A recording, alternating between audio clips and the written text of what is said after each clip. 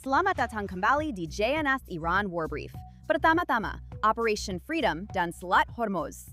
Kembalinya perang tampaknya tak terhindarkan pada titik ini karena rezim Islam meningkatkan serangannya di wilayah tersebut.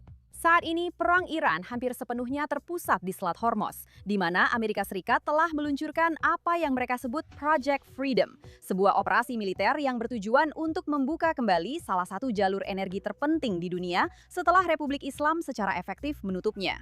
The Wall Street Journal melaporkan bahwa operasi ini melibatkan kapal perusak, lebih dari 100 pesawat sistem bawah laut, dan sekitar 15.000 personel Amerika Serikat. Semuanya dirancang untuk menciptakan apa yang disebut Komando Pusat Amerika Serikat sebagai payung pertahanan bagi pelayaran komersial. Tujuan Amerika Serikat sederhana, mematahkan kendali Republik Islam atas selat tersebut, mengembalikan kebebasan navigasi, dan membuktikan kepada perusahaan pelayaran komersial bahwa mereka dapat melewati Selat Hormuz tanpa membayar kepada Republik Islam, berkoordinasi dengan rezim, atau menerima kendalinya atas lalu lintas energi global. Sekarang, menurut hukum internasional, termasuk hukum laut, Selat Hormuz adalah jalur air internasional. Dan Republik Islam tidak memiliki hak hukum untuk membatasi transit tersebut, mengenakan biaya, atau memberikan syarat atas perjalanan, sehingga tindakannya merupakan pelanggaran yang jelas dan bukti lebih lanjut dari perilaku itikat buruk. Republik Islam menuntut sebaliknya. Teheran ingin perannya dalam mengelola selat tersebut diakui. Mereka menginginkan keringanan sanksi, aset yang dibekukan dicairkan, dan ganti rugi perang, sambil terus menggunakan kendali atas selat tersebut sebagai alat tawar-menawar dalam negosiasi. Laporan juga menunjukkan bahwa Republik Islam telah mencoba memberlakukan biaya tol dan membatasi transit kapal, semakin memperketat cengkramannya atas aliran energi. Pada hari Senin, ketegangan itu berubah menjadi baku tembak.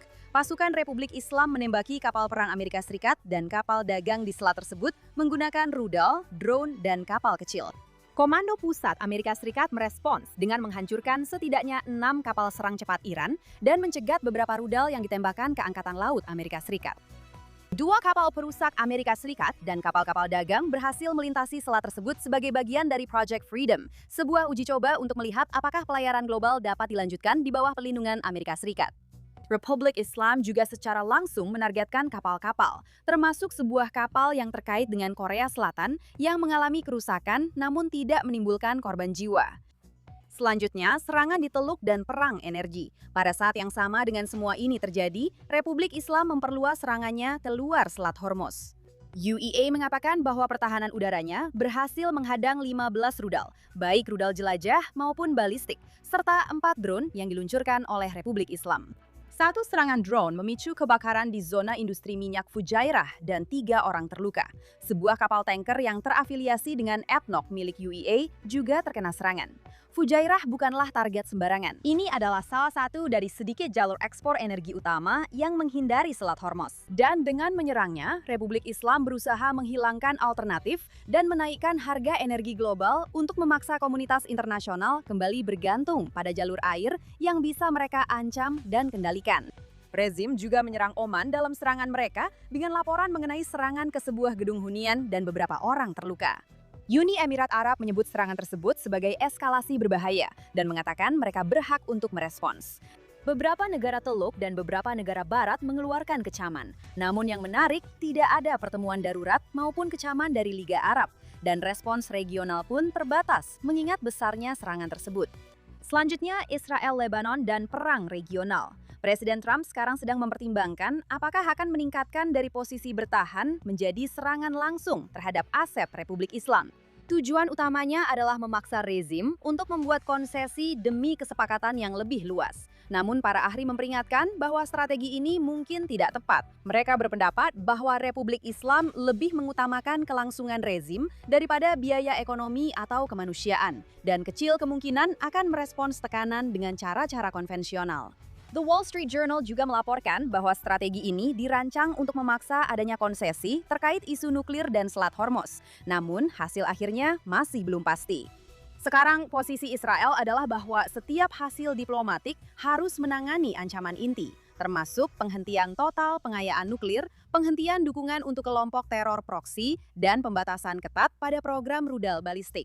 Israel pada dasarnya tidak menentang adanya kesepakatan, tetapi para pejabat menilai bahwa setiap perjanjian yang muncul dari pembicaraan saat ini kecil kemungkinannya untuk memenuhi syarat-syarat tersebut. Pejabat pertahanan Israel juga memperingatkan bahwa dimulainya kembali konflik langsung yang lebih luas dengan Republik Islam tetap menjadi kemungkinan nyata, dengan penilaian bahwa setiap deeskalasi sementara dapat dengan cepat berubah menjadi perang regional yang lebih luas. Sekarang, IDF telah mengindikasikan bahwa mereka sedang bersiap menghadapi serangan misil dan drone tambahan dari berbagai front dan telah meningkatkan kesiapan pertahanan udara sesuai dengan itu. Pada saat yang sama, perang di Lebanon terus berlanjut.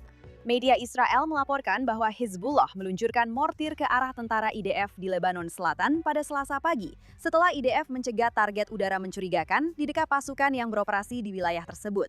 The Jerusalem Post juga melaporkan bahwa IDF baru-baru ini menemukan simpanan berisi lebih dari 100 senjata milik Hizbullah.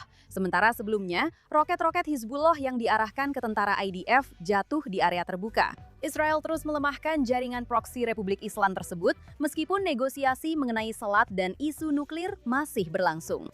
Penindasan internal di dalam Republik Islam menjadi topik berikutnya hari ini di dalam rezim tersebut.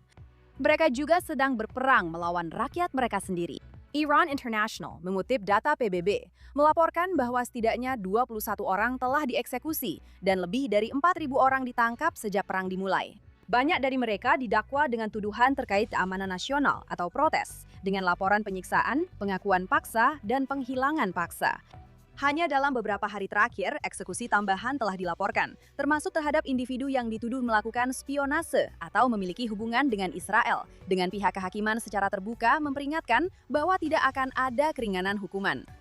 Iran International juga melaporkan bahwa Hessam Aladin, seorang ayah dari 2 anak berusia 40 tahun, meninggal dunia setelah dipukuli secara brutal oleh pasukan keamanan karena diduga menggunakan Starlink untuk melewati pemadaman internet. Itu sudah berlangsung selama lebih dari 8 minggu. Kasus ini menyoroti ketakutan rezim terhadap arus informasi dan kesediaannya untuk menggunakan kekuatan mematikan, bahkan hanya karena akses terhadap komunikasi. Pada saat yang sama, tekanan ekonomi semakin meningkat di dalam Iran, dengan laporan yang menunjukkan inflasi di atas 70%, mata uang yang runtuh, dan harga makanan yang terus naik, sehingga memicu kemarahan publik yang semakin besar. Banyak warga Iran, menurut media oposisi dan aktivis, melihat situasi saat ini sebagai titik balik yang potensial, dan percaya bahwa konfrontasi militer yang berkelanjutan dapat melemahkan, atau bahkan mengakhiri rezim tersebut. Dan akhirnya, serangan antisemitik di luar negeri dan perang bayangan rezim tersebut. Perang ini tidak hanya terjadi di Teluk, di Lebanon, atau di dalam Republik Islam Iran. Perang ini juga meluas ke komunitas Yahudi di luar negeri. Minggu ini, kita melihat 2 orang Yahudi ditikam di Inggris dalam insiden yang sedang diselidiki pihak berwenang sebagai serangan antisemit, menambah kekhawatiran keamanan yang meningkat bagi komunitas Yahudi di seluruh dunia.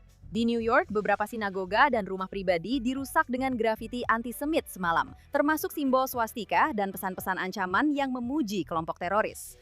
Pada saat yang sama, sebuah kelompok yang berafiliasi dengan Republik Islam Iran dan menamakan dirinya Harakat Ashab al-Yamin al-Islamiyah telah mengklaim bertanggung jawab atas sejumlah serangan antisemit di Eropa, termasuk serangan pembakaran yang menargetkan lokasi-lokasi Yahudi. Mereka juga telah mengancam akan melakukan aksi lanjutan terhadap kepentingan Israel maupun Barat. Analis keamanan mengatakan bahwa hal ini mencerminkan adanya ancaman dari 2 arah. Di satu sisi, jaringan dan proksi yang terkoordinasi dan terkait dengan Iran beroperasi secara formal sebagai bagian dari strategi perang hibrida yang lebih luas. Di sisi lain, meningkatnya serangan pelaku tunggal yang terinspirasi oleh propaganda dan retorika yang semakin memanas. Hasilnya adalah lingkungan keamanan yang memburuk dengan cepat bagi komunitas Yahudi di seluruh dunia, dengan para pejabat memperingatkan bahwa ini adalah momen berbahaya di mana konflik global secara langsung berubah menjadi kekerasan lokal. Dan itulah ringkasan perang Iran hari ini. Saya Emily Schrader, pastikan untuk berlangganan JNS dan jangan sampai ketinggalan pembaruan tentang apa yang terjadi di sini langsung dari Israel. Sampai jumpa di lain waktu.